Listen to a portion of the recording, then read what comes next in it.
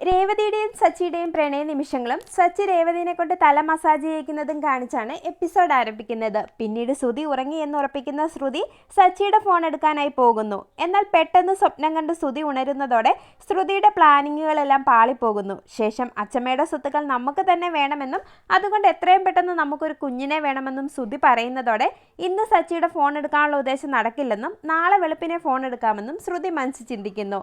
പിറ്റേ ദിവസം രാവിലെ ശ്രുതി ഫോൺ എടുക്കാൻ ചെന്നെങ്കിലും സച്ചി പെട്ടെന്ന് ഉണരുന്നതുകൊണ്ട് ശ്രുതിക്ക് ഫോൺ എടുക്കാൻ പറ്റാതെ വരുന്നു.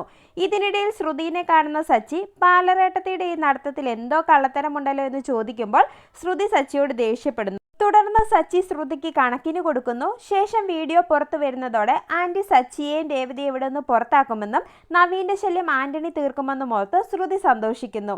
ഇതിനിടയിൽ സച്ചി ഫോൺ കുത്തിയിട്ടെങ്കിലും ചാർജ് കയറാതെ വരുന്നു. ശേഷം സച്ചി കുളിക്കാനായി കയറുമ്പോൾ ശ്രുതി മുറിയിലെത്തി ഫോൺ എടുത്തെങ്കിലും തോർത്തെടുക്കാനായി സച്ചി രേവതിയെ വിളിക്കുന്നതോടെ ശ്രുതി കട്ടിലിനടിയിൽ കയറി ഒളിച്ചിരിക്കുന്നു. ഇതിനിടയിൽ ചന്ദ്രമതി അവിടെ നിന്ന് ഫോൺ ചെയ്യുന്നത് കൊണ്ട് ശ്രുതിക്ക് കട്ടിലിനടിയിൽ നിന്നും ഇറങ്ങാൻ കഴിയാതെ വരുന്നു. ശേഷം കുളി കഴിഞ്ഞ് ഇറങ്ങി വരുന്ന സച്ചി രേവതിയെ കൊണ്ട് തല തോർത്തിപ്പിക്കുകയും ഇരുവരും പ്രണയ നിമിഷങ്ങൾ പങ്കുവെക്കുകയും ചെയ്യുന്നു. പിന്നീട് ഭാമേനെ വിളിക്കുന്ന ചന്ദ്രമതി ഡാൻസ് സ്കൂൾ റീഓപ്പൺ ചെയ്യുന്നതിനെ പറ്റി സംസാരിക്കുന്നു. ഇതേസമയം അവിടെ എത്തുന്ന ശ്രുതി ചന്ദ്രമതിയോട് ശ്രുതിനെ പറ്റി അന്വേഷിക്കുന്നു. ശേഷം ശ്രുതി ചന്ദ്രമതിയോട് 500 രൂപ കടമായി ചോദിക്കുമ്പോൾ എൻ്റെ കയ്യിൽ പണമില്ലെന്നും അച്ഛൻ്റെ കയ്യിൽ നിന്ന് വാങ്ങാനും പറയുന്നു. ഇതിനിടയിൽ രേവതി സച്ചിക്ക് പൂരി മസാല വാരി കൊടുക്കുന്നു. ഇതേസമയം കട്ടിലിനടിയിൽ കിടക്കുന്ന ശ്രുതി ശരത്ത് ചന്ദ്രമതിയുടെ പണം മോഷ്ടിക്കുന്ന വീഡിയോ കണ്ടെത്തിയെങ്കിലും ശ്രുതിയുടെ ഫോണിലേക്ക് സെൻഡ് ചെയ്യുന്നതിന് മുമ്പായി സച്ചിയുടെ ഫോൺ ഓഫായി പോകുന്നു.